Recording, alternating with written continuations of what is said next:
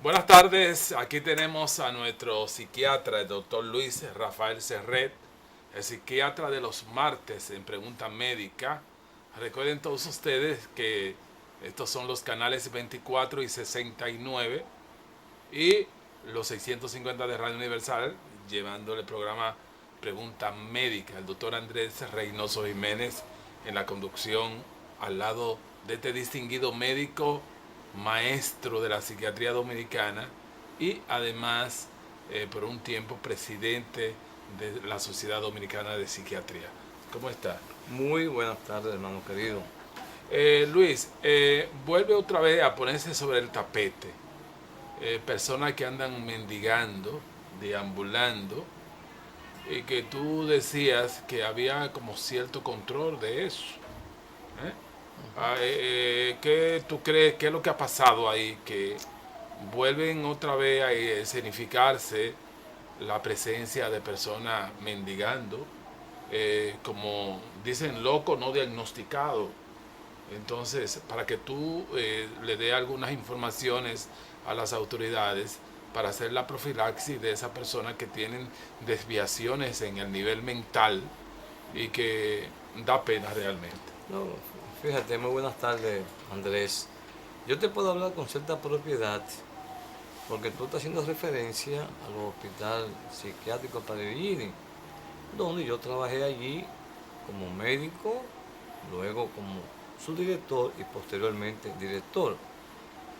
Actualmente, la Dirección de Salud Mental de Salud Pública, a la cabeza el doctor Mieses, están haciendo un trabajo realmente extraordinario para tratar de enfrentar esa situación. Comprendemos que a nivel de salud la psiquiatría viene siendo la misma cenicienta. Y yo te lo hablo porque estando yo ocupando el viceministro, que yo era en ese entonces también, el mismo secretario, mi gran amigo, me dice: Serret, ¿tú crees que todo es psiquiatría? Digo, no, porque esto es un problema social. Bueno, tú fuiste, diríamos, un profeta porque hoy básicamente el estado mental juega parte importante de la salud. Porque yo lo vi así. Porque yo entiendo que la medicina no es unilateral, es un conjunto y hay que trabajar en equipo. Y ayer mismo me llegó una pacientita que la estaba viendo un compañero psicólogo y me decía: doctor, si usted me dice a mí que ese señor no está haciendo nada, yo no voy a visitarlo más. Digo, no, al contrario, usted tiene una depresión mayor, con algunos conflictos internos, conflictos tremebundo de su historial clínico, y yo creo que él le puede ayudar a usted bastante. Yo me voy a poner en contacto con su psicólogo para que trabaje en un equipo. Entonces, volviendo al hospital psiquiátrico que tú haces referencia, actualmente tenemos una jovencita designada de directora de ese hospital. Yo entiendo que entre ella, ese equipo que ella tiene, y el doctor Mieses están tratando de enfrentar esa situación. Cuando yo te hablaba a ti de la Cenicienta, es que hasta en el presupuesto se tiene en mente que, bueno, eso es psiquiatría. No es un perfil de salud. No es un, como lo ven, como una segunda onda. Te lo digo porque inclusive a nivel privado, algunas clínicas tienen cierta resistencia a admitir como paciente al paciente psiquiátrico. Así en el hospital público. Fíjate, en el hospital Mocoso Puello hay una unidad de salud mental. Ahora en el Morgan se ha inaugurado también otra unidad. Yo creo que se ha ido prosperando, evidentemente. Y pienso que el doctor Mieses está haciendo una bonita labor, pero requiere tiempo y recursos, bastante recursos. Necesita esta área de la medicina. No es sorpresa, ver pacientes deambulando, pues yo lo estoy viendo cada día, porque también el familiar juega un papel importantísimo. Y te lo digo porque estando yo como director del Hospital Psiquiátrico Padre Villini, me ponía en contacto con familiares. Hermano, casi ni le visitan. Y entonces, cuando yo hacía ciertos reclamos a ese familiar, ven a ver a tu padre, a tu madre. Hay doctor, pero no y lo visitaban. Y daba pena ver esos pobres pacientes exigiendo la presencia de un familiar. Luis, cuando ya el paciente psiquiátrico con alteraciones mentales decide irse a la casa, decide ir de la casa a la calle, ya los familiares pierden el control. Fíjate, una de las condiciones que hacen que un ingreso llegue es, número uno, el paciente niega a tomar medicamentos. Número dos, a veces, como tú bien señalas, buscan la calle como última alternativa, porque a veces también los familiares como que le sacan el pie. Aquí hay dos entidades que hay que tener mucho cuidado, que son a los pacientes que llegan a la senectud, viejitos que no lo quiere casi nadie, y los pacientes que pierden la razón. Es un problema puramente social que hay que enfrentarlo. Luis, pero el otro día prácticamente se interrumpió el tránsito en Villamella porque un señor aparentemente con alteraciones mentales se subió en una torre y que si no iba el presidente, él no bajaba. Eso es parte de la temática, Y entonces, a veces, el ciudadano común... Un acto de desesperación. Sí, oye bien, el ciudadano común que piense que está muy normal, el que está en la calle, en vez de tenderle las manos de afecto y de cariño, lo utilizan como una burla. Se siente como un morbo ahí. Él no, esa es la morbosidad del ser humano con respecto a esto. Tú no ves que cuando se hacen referencias... Que será el loco para tirarse. Exactamente. Y te lo digo porque a los muchachos en formación, tú que eres un hombre docente, yo le digo, miren, cuando ustedes estén trabajando en su formación académica, esa mujer, no te hablo del enfermo mental, esa mujer que va a dar a luz una nueva criatura, que queremos que surja en salud, no la pueden maltratar con términos inadecuados. Tales como, cuando tú estabas en tu asunto, tú no gritabas. Entonces, esas son cosas que yo la veo muy penosa. Y yo se lo digo cada vez que me converso con mis estudiantes, digo, sean respetuosos con su paciente. Luis, una vez que se detecta o que logran disuadir a esa persona para que no se tiren ahí, ¿tú no crees que debe venir una comisión del Ministerio de Salud en la parte mental, hacer una promesa con esa persona?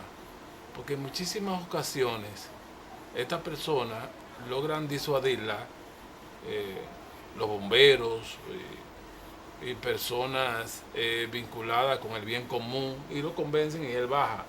Entonces se queda un grupo de personas burlándose de él. Mira, entonces el problema se ahonda más. Sí, no, lo que tú me estás diciendo tiene mucho sentido. Entonces es bueno esa gente que se suben así de forma desesperada, que haya una comisión. No, hay de sanidad, de salud pública. Tengo entendido que en nuestra Secretaría de Salud Pública existe una dependencia de emergencia, pero deben de tener un par de ambulancias para ese tipo de cosas. E inclusive, yo conozco muy bien al doctor Mieses, que te he mencionado, quien dirige ese departamento allá, y yo estoy seguro que él me está entendiendo. Preparar un personal para poder lidiar con ese tipo de inconvenientes. No todas las personas saben lidiar con ese tipo de casos. Óyeme bien.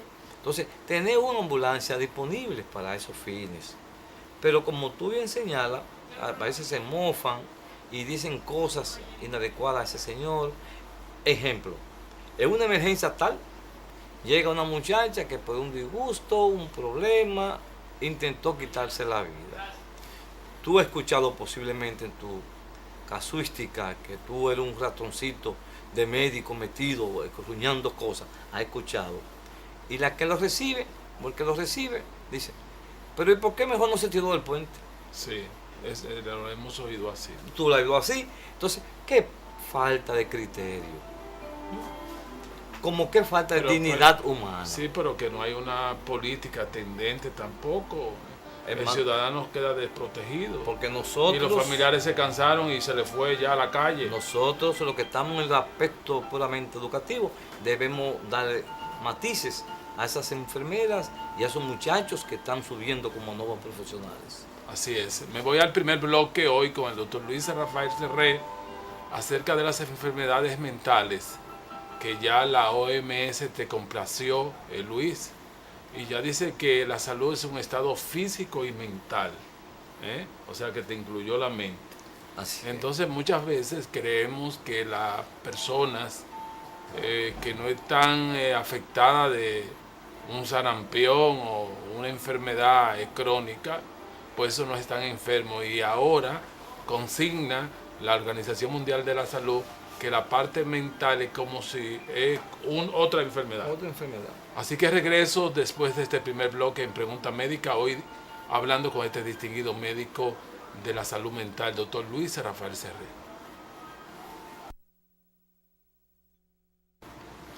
Pues seguimos conversando esta tarde con el doctor Luis Rafael Serret acerca de ese penoso y espinoso tema de aquellos pacientes que tienen alteraciones mentales y en muchísimas ocasiones no reciben la solidaridad de la salud pública. Entonces se suben a una torre, vienen los bomberos que no tienen que ver nada con eso, y son los que están luchando allá arriba, y uno no ve un cuerpo sanitario de salud mental que pueda rehabilitar a esa persona. Y te hago la siguiente pregunta, Luis. ¿Se ve la enfermedad todavía mental como una vergüenza, que lo decían a escondidas? Sí, mira, qué pregunta más interesante me está formulando en esta tarde. Es verdad, algunas familias tienen la característica de cuando tienen en el seno de ellos un paciente con ese tipo de problema, tratan de vincularlo de ella misma y aislarlo. Eso es completamente doloroso. En un cuarto oscuro. Pero quiero que sepa también que nosotros, los psiquiatras... Eso es lo que menos necesita un enfermo mental, ¿verdad? Exactamente. Que lo aíslen. No, nosotros los psiquiatras, porque vamos a estar claros, la psiquiatría dominicana ha ido progresando, independientemente de lo que está sucediendo en ese aspecto. Pero no solamente la psiquiatría, yo creo que la medicina dominicana está progresando y seguirá progresando. Yo te mencioné el Departamento de Salud Mental del CESPA, que lo está dirigiendo, por cierto, una persona muy trabajadora, por lo demás un buen psiquiatra, con una gran perspectiva del trabajo. Y él, en diferentes partes, ha tratado de buscar pequeñas casitas donde el paciente se integre a la sociedad. Pero parece, Luis, que se ha encontrado con una cultura de, diríamos, de marginación del enfermo mental que él no ha podido superar. Es un proceso, es un proceso. Fíjate, hace el señalamiento del señor que está encima de un edificio, intenta tirarse y los bomberos lo pegan y ya. No. Yo te estoy diciendo que debería de tener el departamento exclusivo del doctor Mieses, que lo está dirigiendo, una o dos ambulancias, que no cuesta mucho dinero, y individuos preparados y llamada un teléfono de emergencia para salud mental, que no lo tenemos. Luis, cuando el enfermo mental se excluye, ¿es por miedo que lo hace? ¿A dónde estaba situado el hospital psiquiátrico? En las afueras. En la afuera. Como una vergüenza. Como una vergüenza, como pasaba con la enfermedad que se llama tuberculosis. Fíjate qué coincidencia. El 28 está cerca, al lado de un hospital que era antituberculoso. Siempre aislado. Hoy en día es beneficioso que el enfermo se integre. Como la psiquiatría ha avanzado en base, estoy dispuesto a una exposición en ese sentido, a la neuropsicofarmacología ha avanzado eminentemente muchísimo, y la psicopatología, pues nosotros también tenemos que poner un granito de arena en ese sentido. Y este tipo de encuentros que estamos dando un mensaje de ser mucho más humanista con el que padece esa enfermedad, es una contribución a la sociedad, porque es una enfermedad biopsicosocial y el hombre es una estructura de esa naturaleza. Un término muy viejo, muy utilizado, porque es una enfermedad que se creía que eran de los dioses, el mal tiempo, la luna llena, no. Pero que va dando señales. Tú me has dicho que va dando señales y tú una vez dijiste, mija, si tú ves en un momento dado que el novio tuyo se irrita en un semáforo y dice palabras violentas, eso mismo te va a pasar a ti. Por supuesto. ¿Me lo dijiste tú? Por supuesto. Cuando yo te estoy mencionando es que existen neurotransmisores a nivel cerebral. Deje ese novio, porque eso va a pasar contigo también, me dijiste tú. Por supuesto, las enfermedades mentales se controlan. Y a mí me han preguntado pacientes, doctor, ¿y esto se cura? Yo les he contestado, se establece un mecanismo tal que tú puedas hacer una actividad completamente normal. Normal. Por eso fue que tú le dijiste, ¿y cómo manejas las situaciones difíciles, alguien que se le atraviesa? Y que tú dijiste, bueno, él decía muchas malas palabras. Pues eso era lo que pasaba contigo, tú tenías que dejar ese novio. Sí. No, porque acuérdate que... Por eso tú asocias una cosa como psiquiatra, asocias una cosa con otra para hilvanar el diagnóstico. No, tú sabes que la psiquiatría tiene un gran vínculo con la psicología. Yo tengo un gran estrechamiento con los psicólogos, los sociólogos, los antropológicos y sobre todo con mis compañeros médicos de otra área. Yo entiendo que es asunto de conversar. Ya te puse el caso de ayer. Doctor, yo tengo una depresión. Ella tiene una depresión mayor, tratada con psicofármacos. Me está viendo un psicólogo. Él no me resuelve el problema.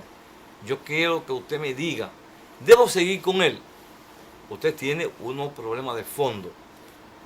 Le voy a decir, usted fue violada a los 8 años y eso ha originado que usted a sus 45 años de edad que tiene no desea tener vínculo con masculino.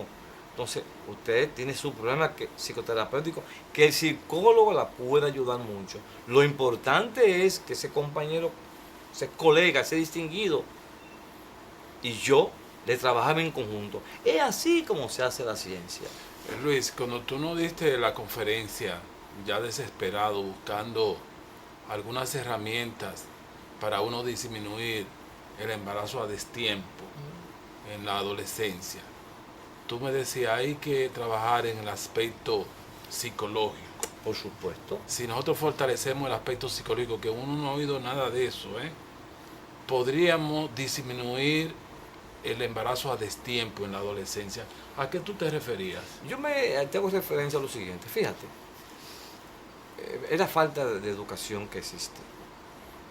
Yo pienso que así como tú te puedas leer la prensa y ver un alto número de divorcios, si los compañeros abogados tuviesen la gentileza de escuchar y a veces transferir, convérsense ustedes antes de, porque a veces la gente se divorcia, hermano querido, y tú le preguntas después, vea, ¿por qué te divorciaste? Yo no sé. Así pasa con la muchachita, sobre todo muchachita muy madura, en una etapa muy difícil como la adolescencia, que no han recibido una educación en el sentido del embarazo, son completamente irresponsables. Como yo le dije a una joven que me visitó, quédate embarazada porque tanto tú como tu pareja, son medio brutos, porque debieron controlar eso. Y sabía que si dos personas no se protegen, pueden terminar un embarazo. Y siempre le digo a las muchachas, digo, mira, independientemente de lo que tú me puedas decir de tu madre, porque la niña en la adolescencia piensa que todo lo sabe. Óyeme bien, hija mía, la mejor amiga que tú tienes es mamá. Y el mejor amigo es papá, cuando es bueno. Luis, cuando tú decías en esa conferencia que pudimos, fue exclusivo para un grupo de médicos, que tú decías hay que superar la pobreza que estigmatiza la adolescencia. Porque las estadísticas dicen que la adolescente que tiene ciertos recursos económicos dentro del seno de la familia es menos propensa al embarazo en la adolescencia. ¿A qué te refieres? Me refiero a que, imagínate, sucede tan en la clase alta, en la clase media y en la clase baja. Por supuesto, en las estadísticas se ve más en la clase baja, en la casa pobre, por ser mucho más numerosa en número.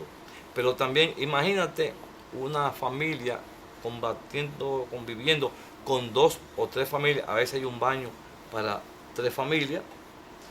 La promiscuidad origina esto. lleno de malos ejemplos. No solamente eso, a veces son cuarterías y hay padres que tienen su bebé dentro de la misma habitación donde ellos conviven en su vida marital. Son de las cosas que nosotros entendemos. Por supuesto, la pobreza, yo participé hace unos años cuando estuve en el Ministerio de Salud Pública en Roma, sobre la desnutrición, que era un aspecto muy importante para el mundo de hoy todavía. El desarrollo de la inteligencia.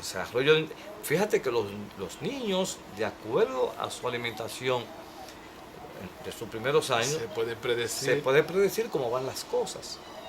Entonces es importante esto. Mira, hay una cosa importante. Ahora se trata de incluir en la docencia escolar el desayuno, la comida y la merienda. Es un gran paso. Es un gran paso. Por supuesto, estamos haciendo pininos en ese sentido.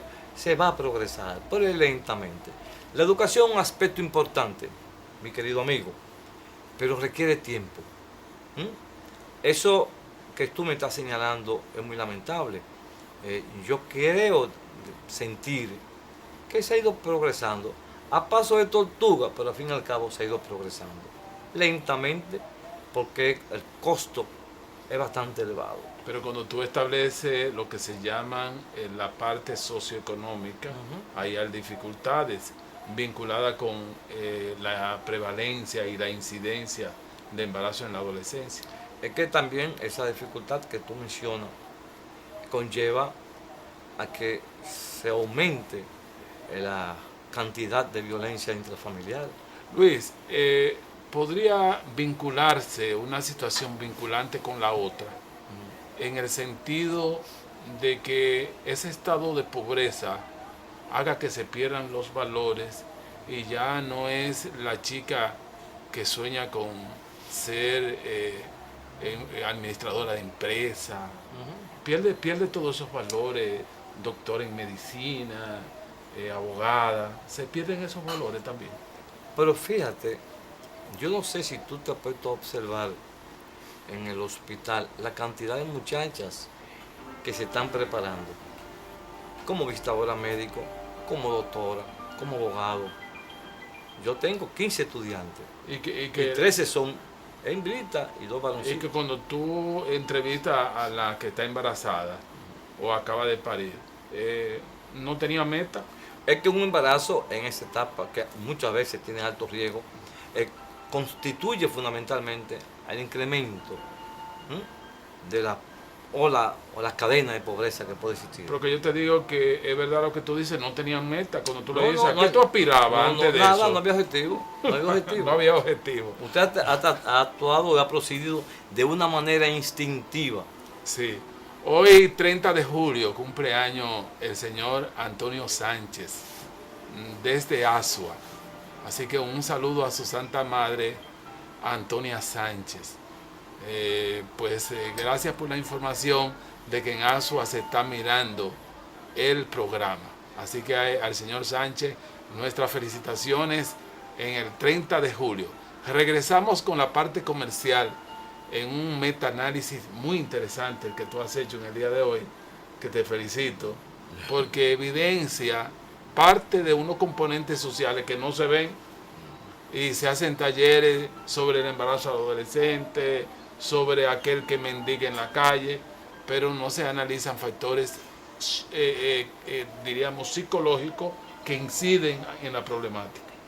¿Verdad? Bueno, pues regreso ya para conversar con los telepacientes a través de la vía de comunicación de Pregunta Médica. Bueno, pues seguimos conversando con el doctor Luis Rafael Serret, nuestro psiquiatra, que en el día de hoy está debatiendo estas enfermedades mentales y estas alteraciones psicológicas, como en una persona aparentemente normal pueden presentarse situaciones vinculantes que no lo hagan actuar bien, y el tipo se ve bien, pero el tipo está actuando mal. Vamos a la primera pregunta. Buenas. Sí, Buenas tardes. sí, buenas. Buenas tardes. Pregunta médica, señorita. Sí, yo soy una persona sí, yo quiero saber qué significa el trastorno bipolar. Oh, ya. Trastorno. ¿A usted le han acusado de trastorno bipolar? Sí, pero me dieron de alta. Ah, bueno. Doctor, yo no sé si usted quiere hacerle alguna ¿Cómo pregunta. no, yo le voy a decir, ella quiere saber, pero voy a hacer una salvedad. Sí. No se le acusa, se le ha diagnosticado a usted de un trastorno bipolar. ¿Qué es esto? Es una alteración psíquica que se caracteriza porque usted o la persona suele tener fase de euforia y fase melancólica. En el mismo individuo, cambio de su estado anímico que va hacia arriba con una euforia y posteriormente con una melancolía. Por un lado, manía y por otro lado, depresión. Antes se llamaba eso, señorita, psicosis maníaco-depresiva. No es nada del otro mundo. Se controla fácilmente. Hay metodologías psicofarmacológicas que la van a controlar y usted hace su vida normal. Lo importante es que usted haga el tratamiento tal y cual el colega se le indicó. Luis, y yo te estaba diciendo si el diagnóstico está bien hecho, porque con ese diagnóstico se ha abusado muchas veces. Sí, sí. A veces vienes tú imbuido por un problema y no saluda y dice, Luis, mira, tiene trastorno bipolar. Sí, es verdad, es verdad. ¿Entiendes? Sí. Entonces, realmente yo creo que tú vas a tener que asumir algunas conferencias porque se está abusando de ese diagnóstico. Quizá la chica no tiene eso. No, yo no. Acuérdate que estamos hablando un ratito. Sí. El hecho de que una gente cambie su temperamento, una mañana que no salude y otra saluda, eso no quiere decir Que sea bipolar. bipolar. Dale. Vamos. Otra llamada, buenas tardes. Sí, buenas tardes. Buenas. Sí, dígame. ¿Cómo está? Muy bien. Todo bien. Doctor, el Coval en gota, específicamente, ¿para qué se usa? Te escucho. Ajá, muy bien. Coval en gota. Sí. Ajá, yo le voy a decir, Sí. el Gobal loca en gotitas, como dice él, es un Ripeldal de 0.1 miligramos por ciento. Se usa esto como es un neuroléptico para trastornos psicóticos. Se puede utilizar inclusive para lo que señalamos anteriormente, para un problema de bipolaridad. Se puede utilizar también para una esquizofrenia. Tiene múltiple uso, depende de la dosis. Los neurolépticos en dosis baja actúan como si fueran un antidepresivo. Psicótico, como dice mi mamá, es que tiene la mente mala. Exactamente, pero óyeme bien, Tiene para la él, mente mala. hay un medicamento bastante bueno, pero la riperidona, que es Ripeldal, puede producir a nivel de prolactina que usted, como el dosis muy alta, pueda tener por la prolactina en su pechito, en su cenito, Leche. lechita. Eso no es una cosa de todo el mundo, eso se controla. Se puede usar por mucho tiempo eso. Depende. Hay gente que lo duran bastante tiempo y no hay problema. Depende de las dosificaciones. Es muy bueno el medicamento. Entonces, para las mujeres con vida fértil no es bueno eso. No, eso no tiene que ver. Porque le sube la prolactina. No, pero es Y que la luego dosis, no.